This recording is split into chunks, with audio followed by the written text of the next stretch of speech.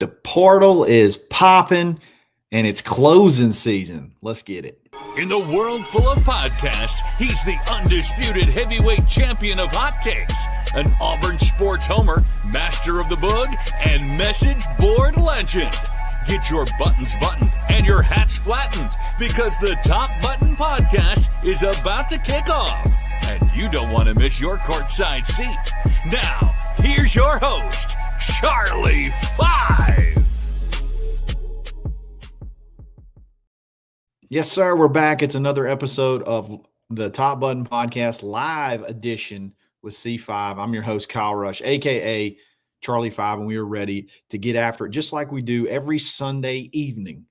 Every Sunday evening, we get together, we have some therapy, and we talk and we have some fun and ask some questions, and we're going to do that again tonight. We're going to talk about the portal popping off, a little bit of just overall portal talk in general. Got possibly another decommit incoming, and then we'll talk about how we're going to finish this class off strong and hopefully chase that elusive number one class. It's still in reach. It's still in reach. We'll get to that in just a second, but before we get started, we got to give a shout out to mybookie.ag. Use coupon code next round for a 300% deposit bonus in the casino. You give them $100, they're going to multiply it by 3, give it to you in free play, win big there, then take it to the sports book. Bet any way you can possibly, any sports you can possibly think of, any way you can possibly think of betting. They got it. Check them out there, mybookie.ag. I say the portal's popping. It's not technically popping yet. It's not open until December the 9th, which I guess is next Monday or midnight on Sunday.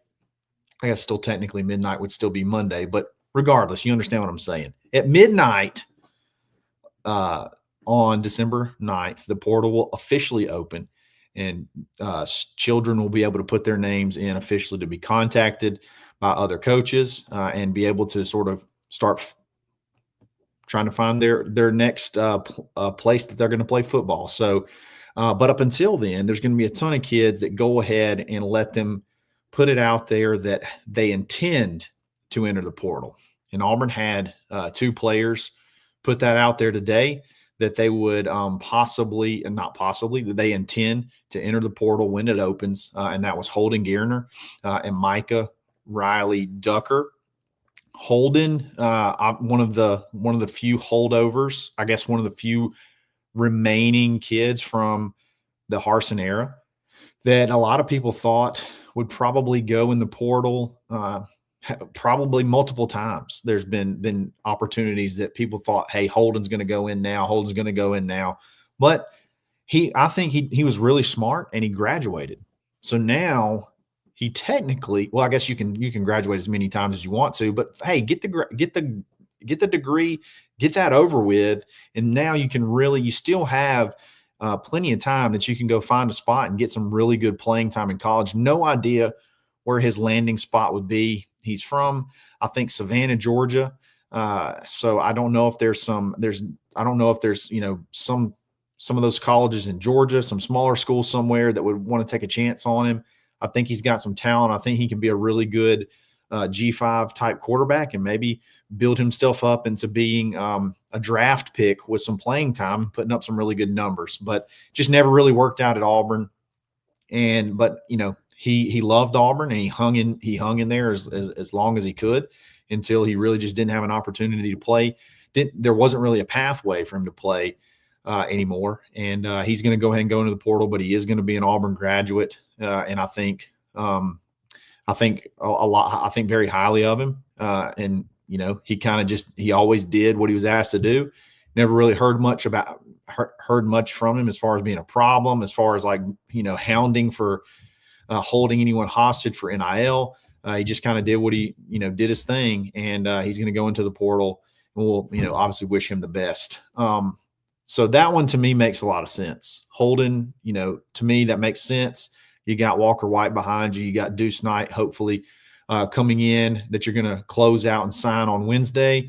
You're looking to possibly bring in a portal quarterback or two in this portal period. There just wasn't really a pathway, so it made a lot of sense.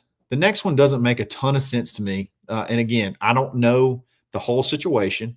And if I did, I wouldn't talk about it, 100% out there, especially if it was something, going on that didn't need to be out there. But Micah Riley, who is also a Harsin signee, I think he was the highest ranked signee of the class that he came in from Nebraska. He decides that he's going to enter the portal. And Auburn loses every tight end this year. They lose every tight end except for him and Rico Walker. And it feels like he would be able to step right into the role next year. It kind of seems like it'd be his job to lose. I know Auburn's bringing in 2 freshmen tight end. I don't really see either one of those necessarily being huge factors year one. So Auburn's definitely going to have to go to the portal now. Definitely going to have to go to the portal now. And I've been told they've already kind of, there's a few guys out there that Auburn's got their eye on should they decide to enter the portal. I don't think this really came as a huge surprise. I liked his intensity. I liked the way he played. He caught a couple of touchdowns for Auburn, which is great. Wish him the best. Again, I don't know all the details of the situation. I do know that there was times, even after his first season, there was talks about him maybe being homesick, maybe wanting to go back to Nebraska. So I'll be wondering if that's possibly a landing spot for him. I think it'd be a good spot for him. I think that program is I know they sort of took a step back a little bit this year, but I think that Matt Rule's doing a decent job there. That might be a good, good spot for him to go back. Portal drama. There's, when there's portal talk, there's going to be some portal drama. And I got my man Thomas Jones. He's got I think I got an idea what his question or what his comment's going to be. But we got a comment coming in. I'll be on the lookout for it. But back to the portal drama. There was shortly after Holden's announcement went out, there was another announcement from On3 that Hank intended to enter the portal. And you're thinking, man, Auburn's lost 2 quarterbacks today. The only quarterback officially that's on the roster that's going to be returning is Walker White. And I think a lot of people kind of freaked out about that. Understandably so, because that'd put Auburn in a pretty tough spot. Even if obviously you can go to the portal to get guys, that will put you in a tough spot. Well, it turns out that rumor may have been not run by Hank. Let's just put it by that. Let's just put it that way, that the rumor Hank going into the portal or intending to go to the portal was not cleared with Hank. Zach, I think multiple people have reported that they've talked with Hank. I think Hank plans to meet with the staff this week, and there was really no intention until, they get that final word on the plan of how there's a pathway for Hank to play quarterback in Auburn. Now, that pathway may not be for 2025, but it absolutely could be for 2026. So if this is just me now, I'm not Hank. I'm not Hank's agent. I'm not Hank's, anybody. Okay. I'm just a fan. Okay. If I'm Hank, anywhere that you go now is going to be there in 2 years as well. I'm sorry, a year and a half as well. Okay. So, or not even a year and a half, 1 year from now, anywhere that you decide to go today or on the 9th or anytime during the portal period, that will be there in 2026. So if you want to go now, that's one thing. But if you want to have a chance to possibly play in the SEC, I feel like the opportunity to, come in and compete for 2025 and kind of at least see where you stand on the depth chart moving into 2026 when it's a battle royale between possibly Hank, Walker White, and Deuce. To me, that makes a lot more sense than, going now. If your aspiration is to play, in the SEC or play big time college football. Otherwise, if it's UAB to go play with your former head coach Trent Dilfer, or another like a Middle Tennessee State, or a a UTSA or someone like that, like I think that'll still be there in 2 years. I don't know that I would take that chance, but that's just me, and I'm an Auburn fan, and I'm not necessarily thinking about it from their perspective. But hopefully he gets the clarity that he needs, and they can kind of put this behind them, because this is an unnecessary jumping of the gun that kind of puts Hank in a maybe even a little bad light, kind of puts just undue stress on him right now that's not necessarily needed, just trying to kind of be first, I guess. But regardless, he has no intentions right now of going into the portal. So now that doesn't mean he won't. He may not get the answers that he's looking for, and he will. But as of now, he has not notified staff. So if there's reports of that not true, he has not notified staff. Nobody has notified anybody that he intends to go into the portal. So that is 100% just completely untrue. That's from Hank himself. Okay. So that anytime that there's portal action, there's going to be portal drama, and it just sort of kind of is what it is. Now let's go from specific people, and let's just talk about the portal in general. These won't be the last names. These won't be the last names that you hear from Auburn. Okay. I'm not going to speculate on names that you should prepare to hear for, because I think that's kind of tacky. And I think you saw that play out today, what kind of ordeal that can create. Okay. I don't think it's unless a child tells me himself, hey, C5, I'm going to the portal. You're welcome to put that out there. Then I'm not going to do that. I'm not going to answer questions on, hey, will so-and-so go in the portal? I'm just not going to do that, because I just don't think that's very above the fray. I think that gets, I don't know. It makes me feel weird to talk about kids that could be leaving, or because then you kind of put it out there that you may desire them to leave. And that's just not cool to me. I'm not going to speculate on names. We'll talk about guys that once they go in, we'll talk about guys if someone has a quote from them and says they intend to enter, we'll talk about it then. But otherwise, I don't really plan to speculate on that.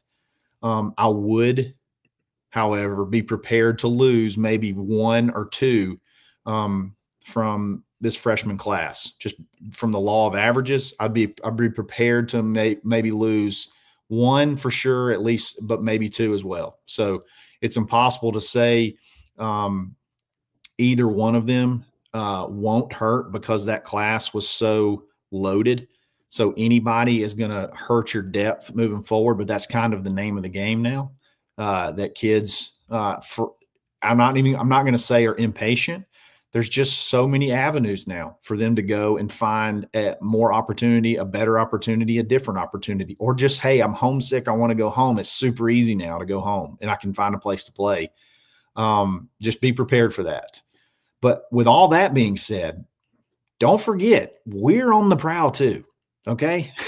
Will Redmond, this is what Will Redmond lives for. Okay. This is where Will Redmond earns all of his prestige. This is where he earns his title. This is where he earns his reputation. Okay. So yes, we're going to lose some players, but we're going to add some too. And we're going to add some really good ones. So understand that just because people are leaving, does not mean that Auburn's not getting ready to go replace them. You got to understand that. So when we're freaking out every time somebody goes in the portal, just understand, as soon as December 9th hits and we can start bringing kids on campus, they're going to be lined up and they're going to be ready to come. And again, this is what Will Redmond does. This is why you brought him here. So I think we need to be patient on freaking out until, something like that, until we actually start to see the plan unfold about the kids that we plan to bring in, to replace those guys. All right. So moving from portal to recruiting, you had Traverse Dice and you have now Donovan Starr.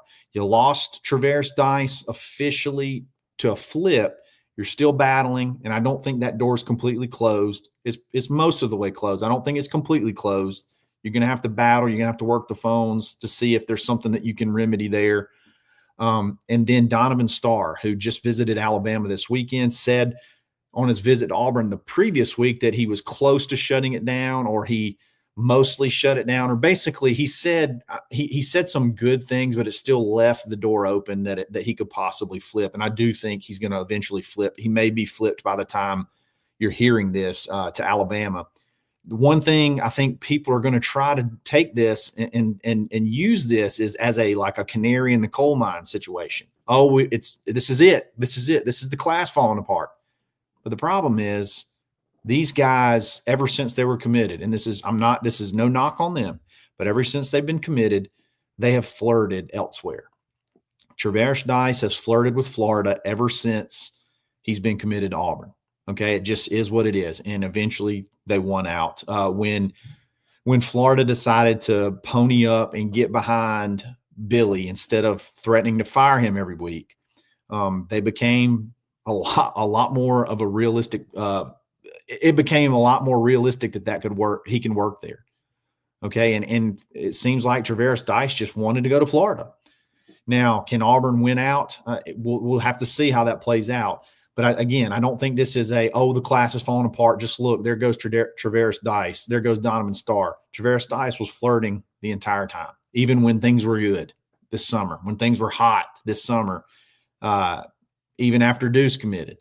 What doesn't matter. Doesn't matter. He was always flirting with Florida, and it just kind of is what it is there. Donovan Starr, it's a guy you got on early. His ranking started to shoot up, and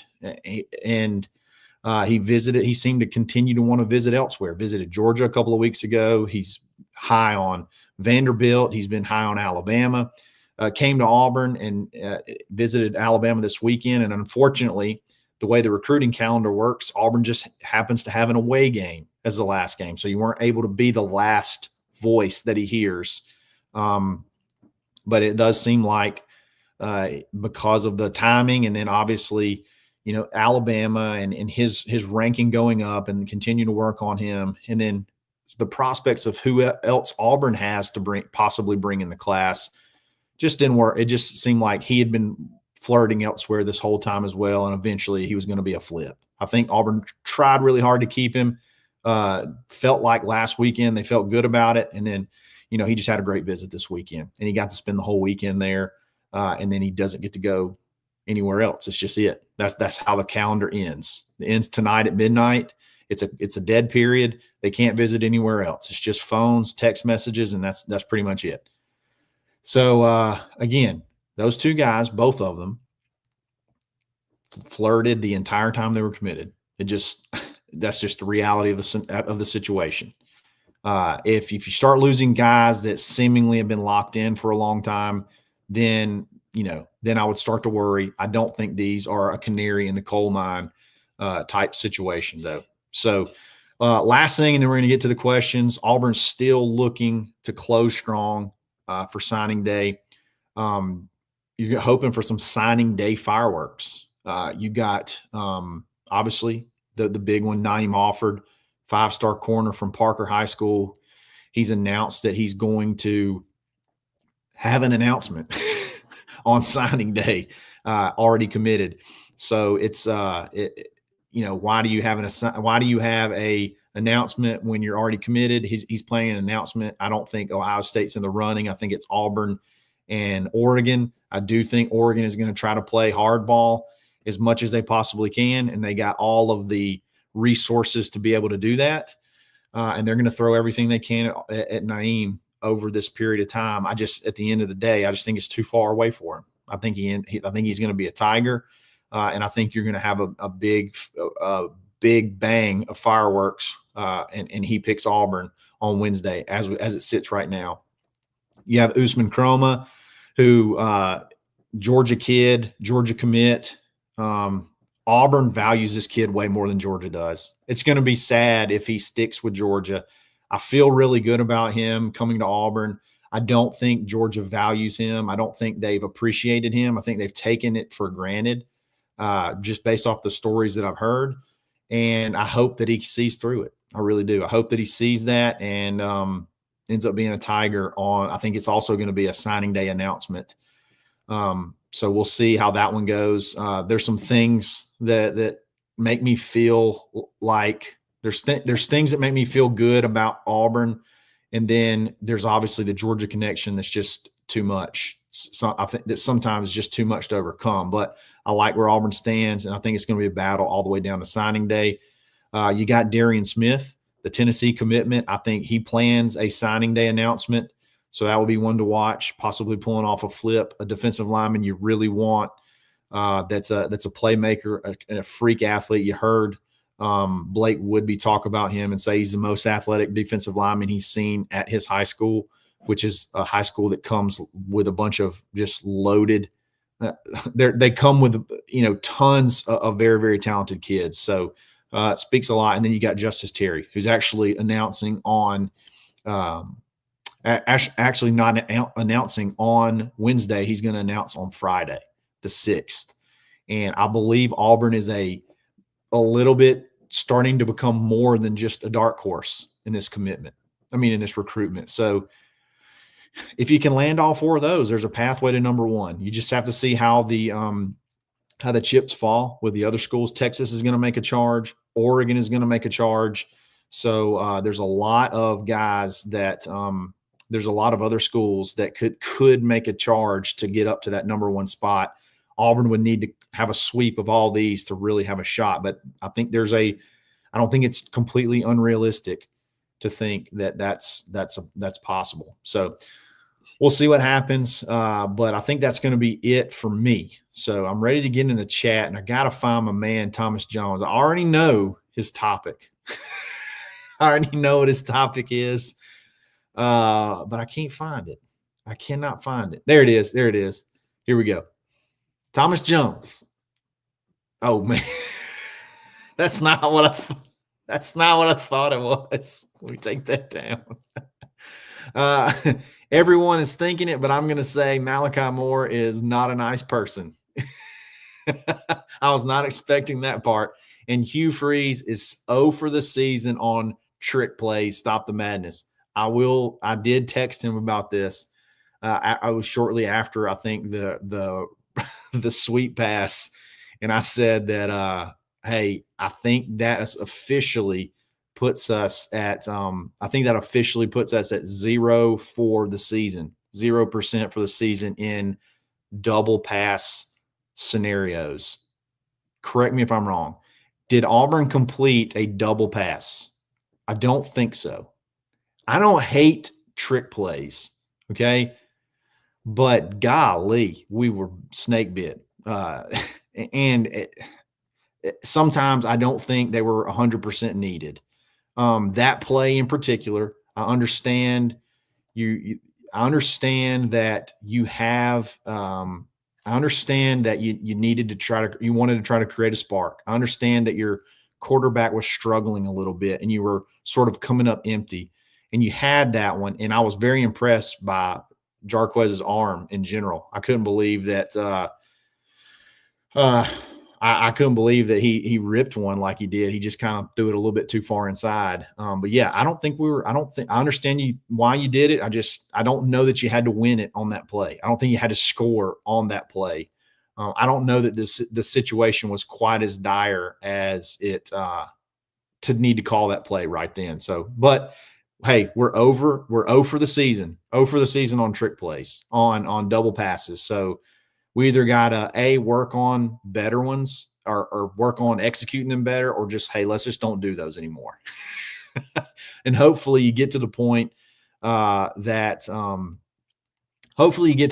where you don't need to run those. Your traditional offense is good enough. Got another one, Daryl Dapprich fan. This one's tough. C5, if you had to rank each of these losing seasons in order, where would you rank them 1 through 4? All right, so 2021 is Harson's first year.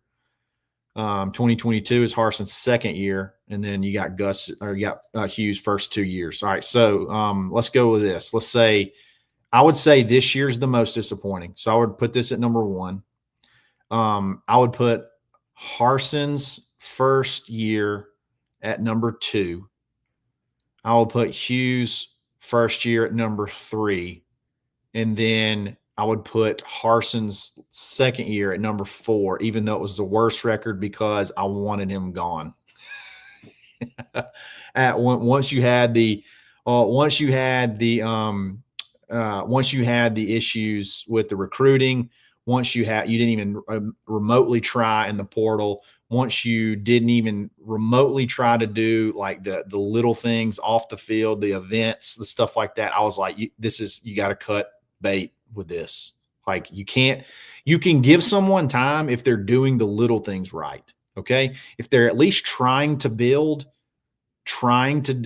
instead of just, whatever the heck Harsin was doing, I can give you a little bit more rope. But if you're not even trying, then you got to go. You got to go. So I think I would go. This year's the most disappointing. Harson's first year was second. Then I'd go Hughes' first year is third, and then Harson's second year fourth. Is that okay? I think that's pretty fair. Let's see. Let's go with let's see here. Let's hit it. Let's discuss this. I don't understand why they didn't run the offense through Hunter. I want to deep dive, and I want to ask a question to the chat, and I want to hear your answers. Okay.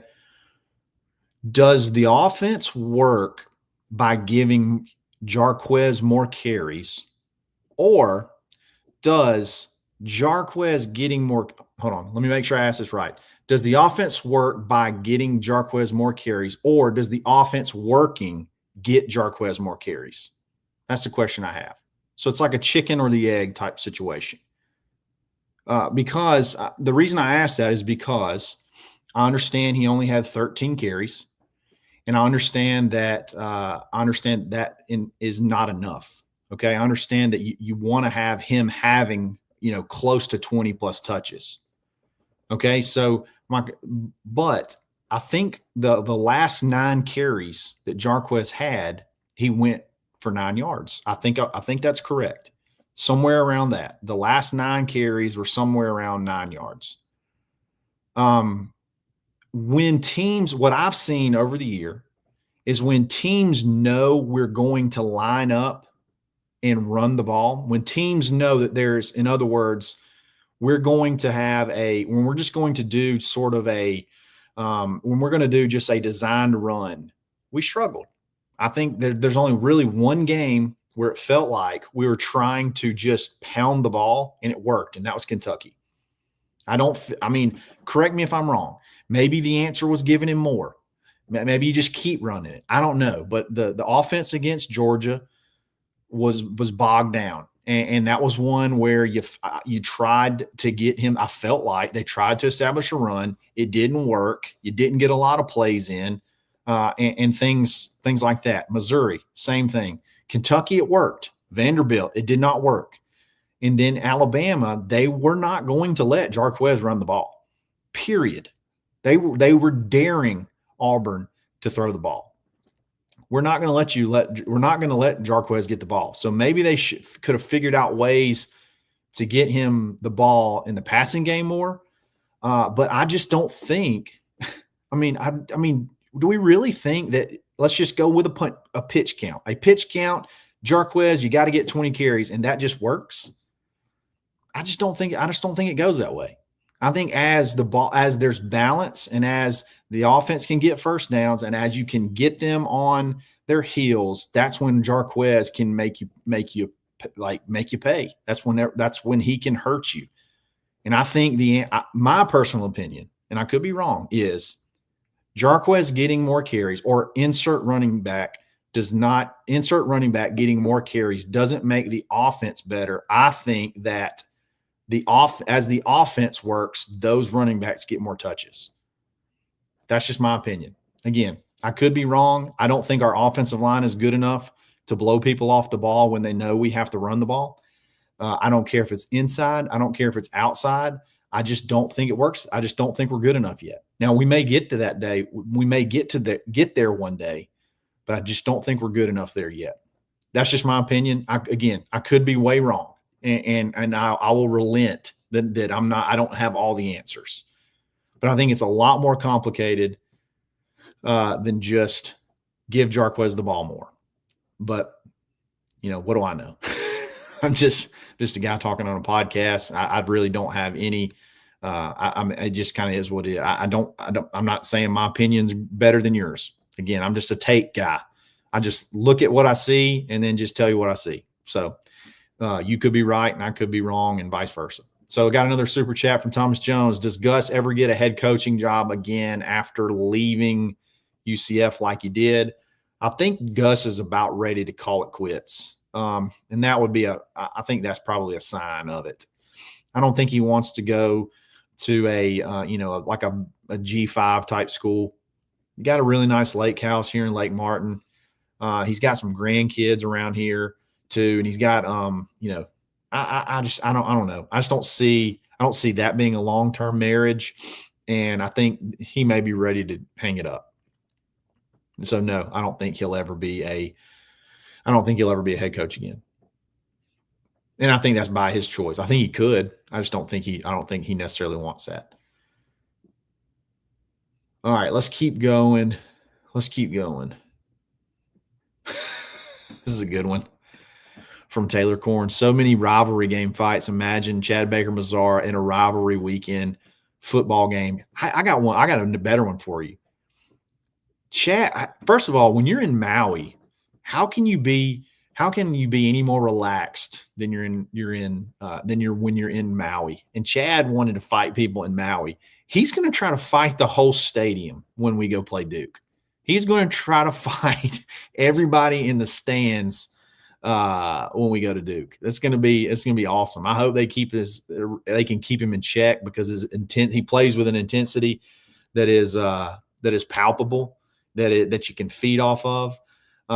Jay, imagine KD Johnson. Yeah, I mean, if KD Johnson and Chad Baker-Mazara were on the same team and playing at Cameron Indoor, they would have to call the police. They would have to call the cops. They would fight everybody in the whole stadium. It would be crazy. It's going to be crazy on Wednesday. I can't wait for that game. I think it's going to be fun. I saw a good one. I want to mention it too. B Palmer 636. Thorne is a likable kid. I have nothing against him off the field whatsoever. I think that's one of the things that was so tough because I do think he's a very likable guy. I think he played really hard. I really do. I think he sacrificed his body a lot. I think he swallowed the mic a lot. He could have said a lot of things probably. And he didn't. But again, that still doesn't change the limitations. There were some limitations, but again, I can't be mad at him. I can't be mad at him for being like a turd. I can't be mad at him for being, a bad guy because he wasn't. He's a good dude. He came to Auburn at a tough time, and I think he played to the best of his abilities within the system. I just don't think it was a good match, and that's not his fault. It's not his fault. I keep saying this, but I'm going to go ahead and declare now. I hope Auburn can keep Charlie from entering the portal. I'm not going anywhere. My NIL's too good. NIL's way too good to leave, so I'm sticking here. I'm staying with Auburn. Let's see. Let's keep going. There's some good stuff in here.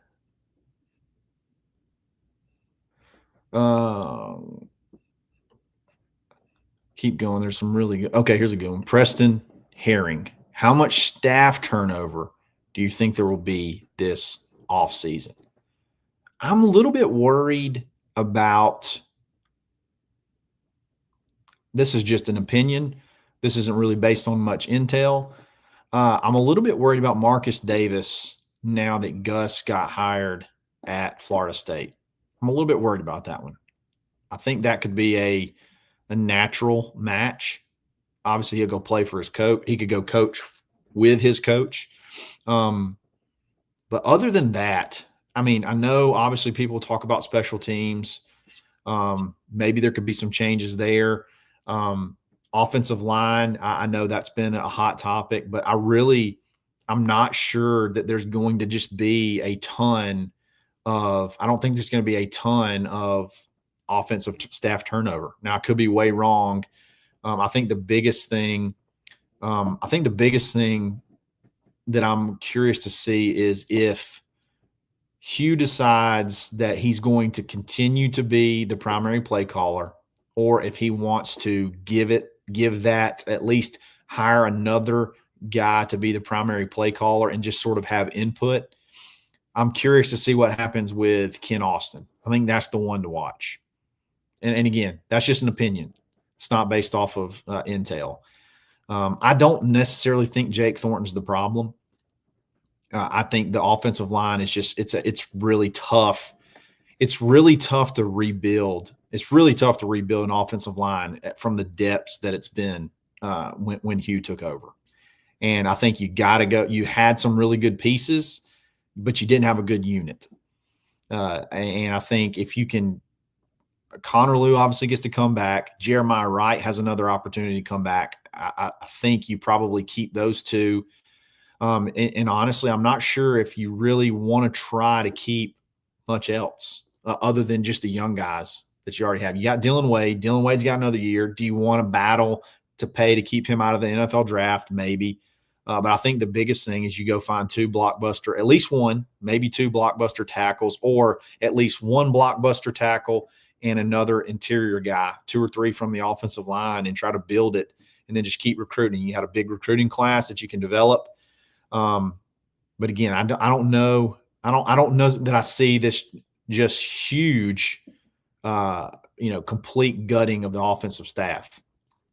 I don't know if that necessarily makes you feel happy or sad, but I don't see that happening. I see a lot of Haynes King stuff. I don't think he's going anywhere. Georgia Tech kind of seems like they've got something going. I don't think Haynes King is going anywhere. He's a good player though. I think he'd be pretty good in this system. He was a warrior in that game versus Georgia. So, I don't know. That'd be good. That'd be a good one, but I don't think he's going anywhere.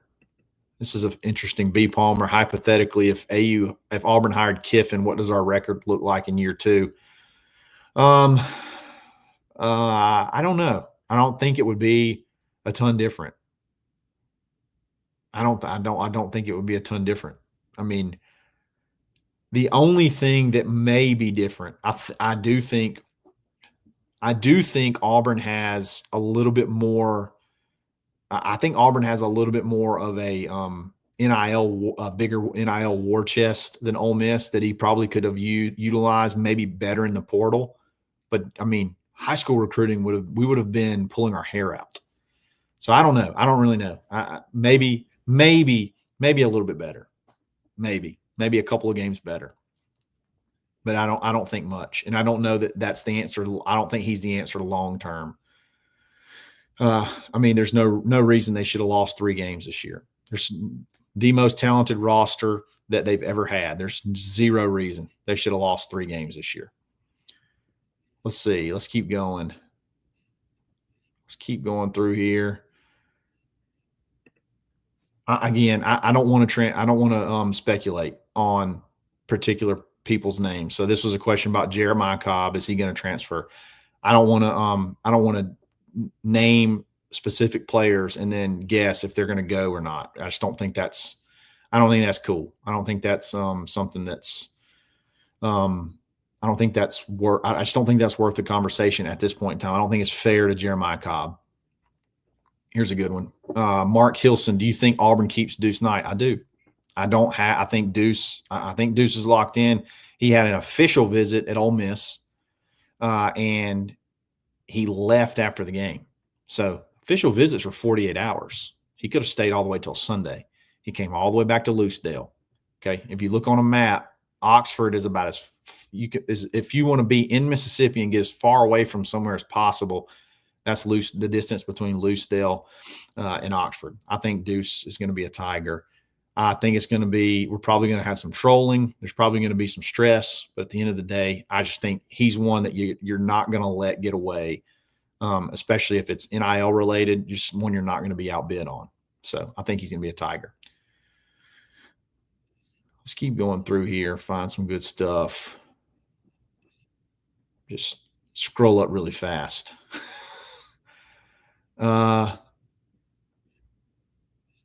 Keep going. This was maybe this was a Jay Flowers. C5, every team knew we were going to run it, and it was going to be a run between Nick Marshall or Trey Mason. Gus still ran them. Trey had like 304 in the SEC championship game. That's true. The difference is 2 people could take it to the house each time. Really, 3 people could take it to the house each time. You had Nick Marshall. You'd have Corey Grant come in on a speed sweep. And then you have Trey Mason. Okay. The difference in that and this offense is you don't have any of those other threats. There is no threat that Thorne is a decent runner, but Thorne's not a runner that you have to incredibly respect. You can make up ground on Thorne. You couldn't do that on Nick Marshall. And this offense is not a read option running offense. Like, we don't really run a ton of quarterback read option type plays. It's a lot of RPO stuff, which the RPO is the R in RPO is a run to the running back. It's not really a similar offense. So that's basically like a wishbone, or that offense was like a wishbone or a triple option type offense that's just kind of out of the spread. And this one's totally different. So it's not totally the same. This is like, it's honestly like an old school pro style offense. And they just not going to let you run. So you either got to run outside the tackle, you got to run inside the tackle. And that's pretty much, it's pretty much a pro style offense. It's just not the same. It's not really the same type comparison. Do a couple more and we're going to call it a night. Let's see. Let's keep going. Let's see. Quez would have had 42 carries for 79 yards at halftime if Gus was still our coach. War Eagle, Wyoming. Yeah, I know. He loved to pound the rock. Let's keep going.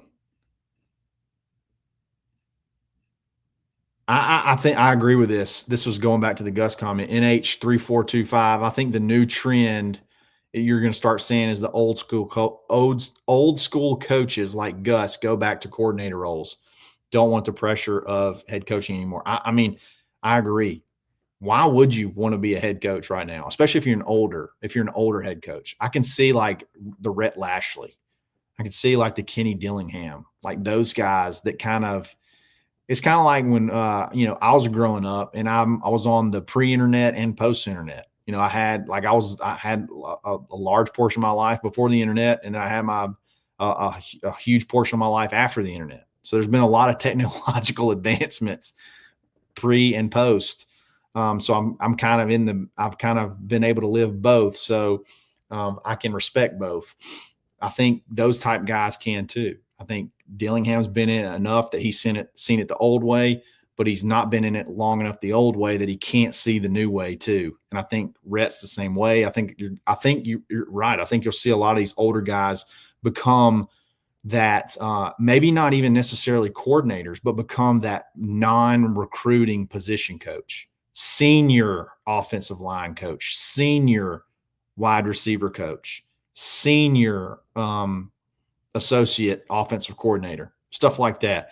Because you can still only have your allotted amount of coaches that can go on the road.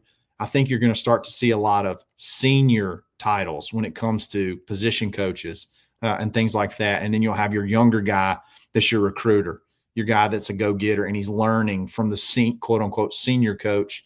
And then eventually he'll be ushered into either a coordinators or head coaching, or he'll be ushered into that senior position eventually, where that position will really become more of like an NFL type role now that you can have so many hands on the players moving forward. So one more. I want to find one more good one, and then we'll roll. Let's go here. Mr. Beautiful. Auburn basketball. I'm nervous playing at Duke. Mr. Beautiful's been trying to change the subject. He's tired of talking about, hey, the football season's over. Let's go ahead and switch to basketball. Auburn had obviously a great run in Maui, and they kind of showed the world we're legit. Had, I think, 3 quad 1 wins, and the last 2 were utter just domination. Like they just basically said, we're better than you, and we're going to show you.